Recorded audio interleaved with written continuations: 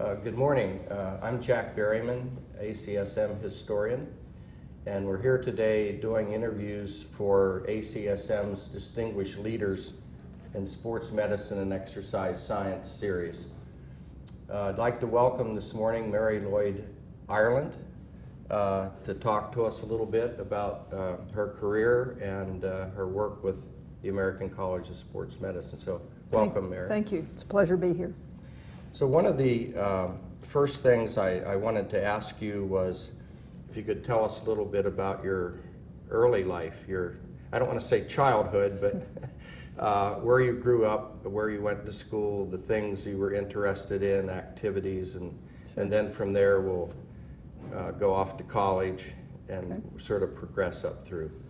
So I was born in Lexington, Kentucky, and was reared there through high school. I went to a small high school and was very interested in athletics, and I happened to get organized enough doing a lot of athletics to be very good in academics as well. So I was challenged and always wanted to do well in any activity I was in. Sometimes they go hand in hand. I've seen so many good students are also good athletes, and the idea I've heard is that the amount of effort that you have to put into athletics, people end up putting the same effort into academics. Although I can think of some exceptions at all of our colleges. But, right. What did you, then you went off to college. Where did you go to undergrad? Well, if I might backtrack just a little bit to the athletic part, I graduated in 1970, which was pre-Title IX or around that time. It was. I was involved at the high school level in any sport that women were allowed to do at my school. So which I enjoyed, probably wasn't many. Wasn't many. Probably field hockey was the most aggressive sport that we played, and I played center forward and really enjoyed that. And I think some of my athletic endeavors have allowed me to become a woman in a man's profession of orthopedic surgery. I also played basketball, a little softball, ran track, and my main sport was swimming.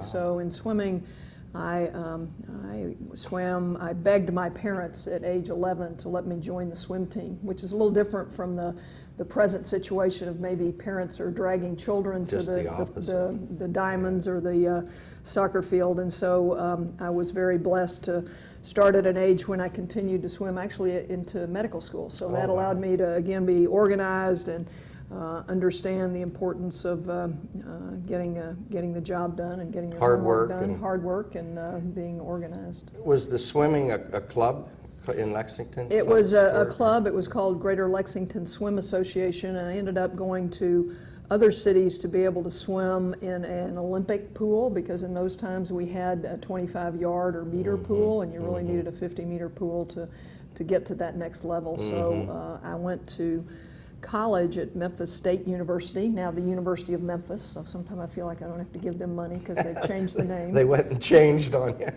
But I give them money anyway. But they actually, this was again before NCAA, we had a women's... AIAW, yes. Yeah. So the American Intercollegiate Athletic Association for Women. Yep.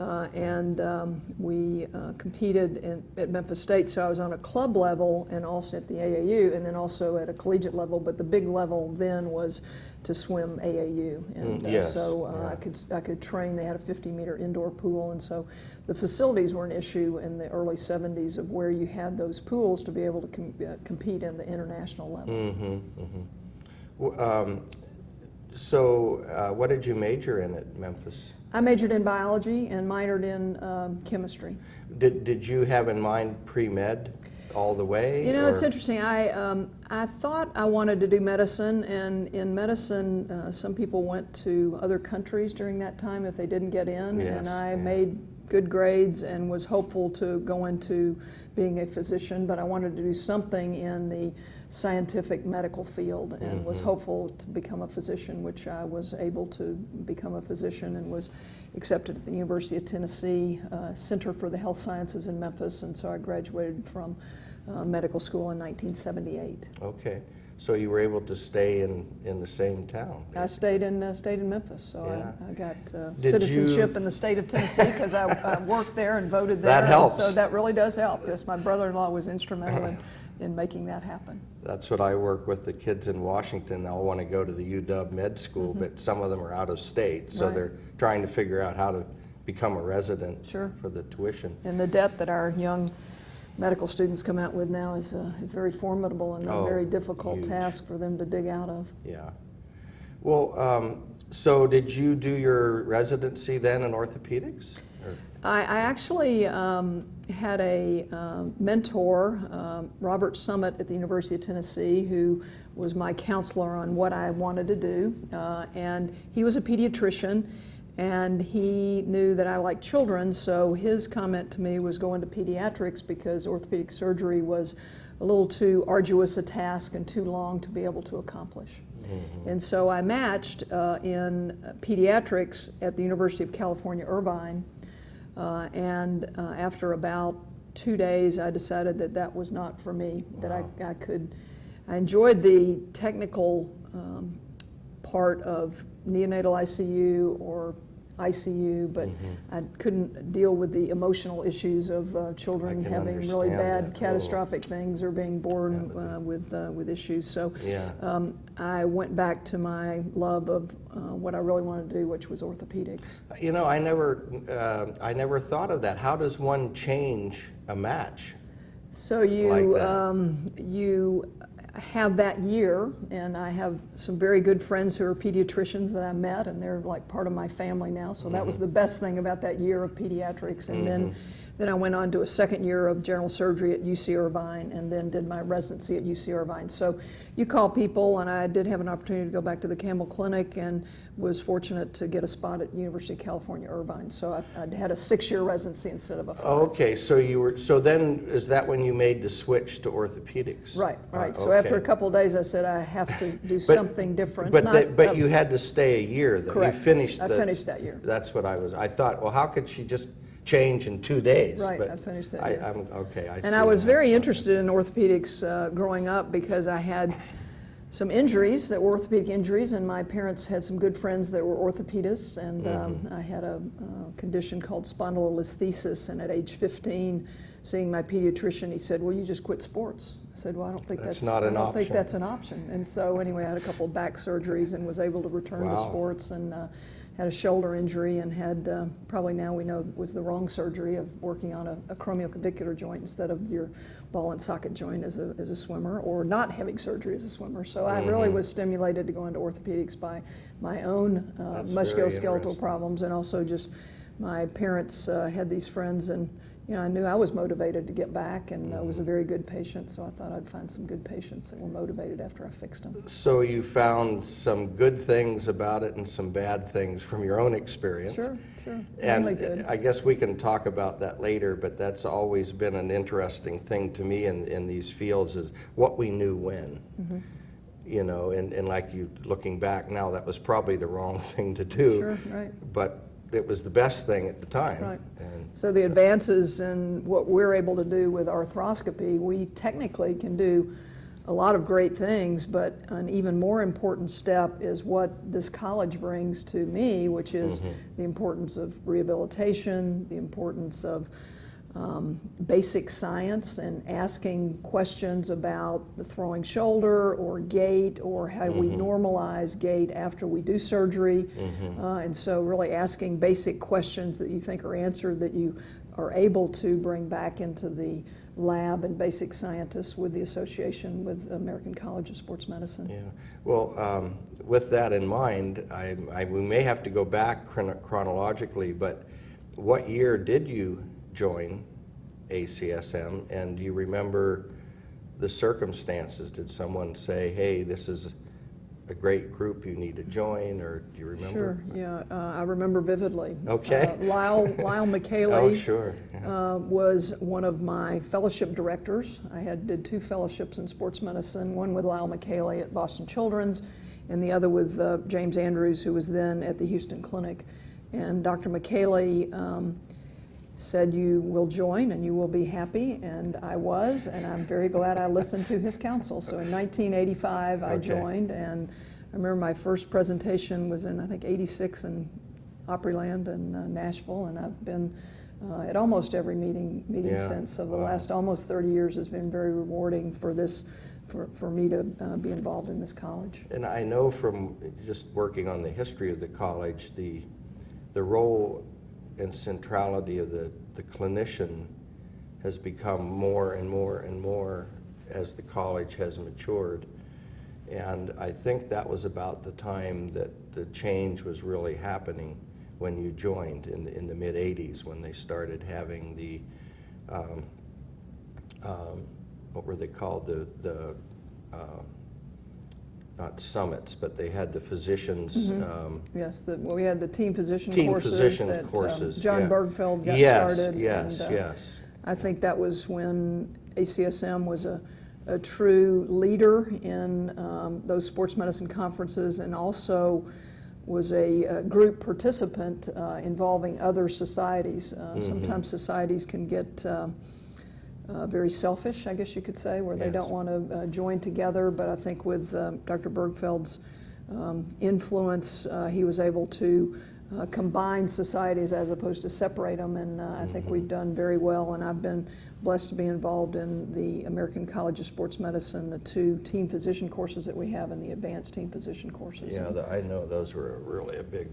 They continue to be. They continue to be popular even in the world of internet education and things like that. And I think this college brings us to be able to be on a first name basis with all of our peers. You don't know your titles, you don't know your pretenses, and you're just people in recognize this a face and hi, how are you doing? Right, more hugs are at this meeting than any meeting I go to. I saw Stan Herring at lunch yesterday, and he was at a table of like 20. You know, everybody smiling and laughing and catching up, and and all the people I've interviewed, that's probably been the dominant response. It's a friendly group. I feel relaxed, and it's like meeting old friends. It's like every a family year. reunion. Yeah, that's probably a better way to describe it. I have on my shelf in my office this huge book called The Female Athlete. I think that's the title, and your name is the editor on there. Yes. And a good friend of mine, who's now our Dean of Admissions, Carol Tights, wrote the chapter on dance in there. And I wondered if you could comment at all about the book. I mean, it seems to me it was sort of a landmark publication. Sure. Where well, thank you pulled all that together. Aurelia Nativ, who is a family practitioner sports medicine at UCLA, was my co-editor, and I just felt there was a need for practitioners, oftentimes gynecologists who were the primary care physician for females, to have a resource to go to talk about the sports that are unique to females, the issues that are unique to females, like female athlete triad. And so these gynecologists, who are mostly the primary care physicians of females still, they could go to as a resource. So it's been something that I hope are still on people's shelves, and they go to that. It is, and I'm trying to remember, was it mid-'90s? Yes. Okay. Right. I've used it from time to time, and you reminded me too. I remember clearly when the triad came out. I thought it was Barbara. It was Rosemary part of that. Yes. Were you involved in that? I was involved in the early part of it. Yeah, Liz Joy, and I was the kind of the orthopedic voice in that, talking more about stress fractures, and we don't see the triad necessarily causing ACL injuries as much, but more about stress fractures and just the recognition that amenorrhea and eating disorders are a big part of a big issue in female sports still. In female absolutely, athletes. yeah. Well, the other thing I wanted to ask was where you're at now, and sort of how long you've been there and what you're doing. I know you worked with some college athletes, right? And if you could just tell us a little bit about that. Sure. Well, when I finished my fellowship with Jim Andrews, he had an opportunity to take care of the University of Kentucky. And as far as he knew, I was from Southern California, and he didn't exactly know that I had these Kentucky roots. The roots there, yeah. And so I was in Lexington for 17 years, left for 17 years, and then had an opportunity to take care of the University of Kentucky because the orthopedists there had not kept up with arthroscopic techniques, and Jerry Claiborne was the football coach then. Jerry and I played tennis together. Really? At Maryland. He's an avid tennis player. I loved Jerry Claiborne. And I did too. And To Coach hear Claiborne, you say his name, Coach he Claiborne left, said, "Oh, fantastic!" Al, to the trainer, why don't our boys get back and play after they have surgery? So that was the impetus to get another I'm group so in. glad. And so Coach Claiborne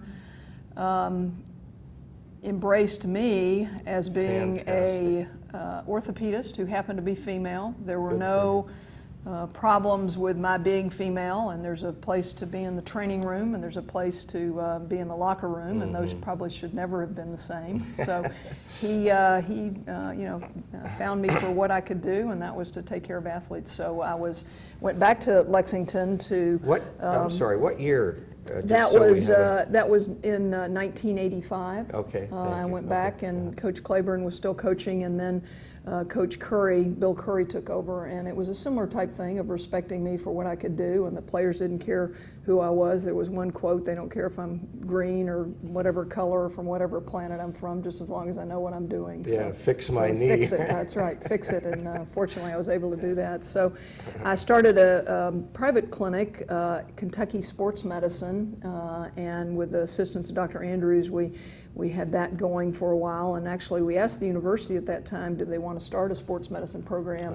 And Tom Brower was the head of orthopedics, and he said, sports medicine, that's not a specialty. I can do sports medicine. We don't need a sports medicine program at the university. So until the late 90s, there was no sports medicine program at the university. So I took care of the university athletes in private practice, and then they developed a sports medicine program, which they took over my job. As when Coach Curry got fired, I was asked to get a plaque in the middle of the football field, which I did. So I was asked to step down, not necessarily fired. Same thing happened at Washington Right. with Steve Bramwell. It I don't know happens. if you knew him, but And that can upset you a little bit, but it's Yeah. really more about the patients that want you to take care of them, and it really Yeah. does kind of devastate you, just being the team doc and having all all of a this sudden, notoriety, and all of a sudden, not necessarily by your own doing, you're not the physician anymore. But Yeah.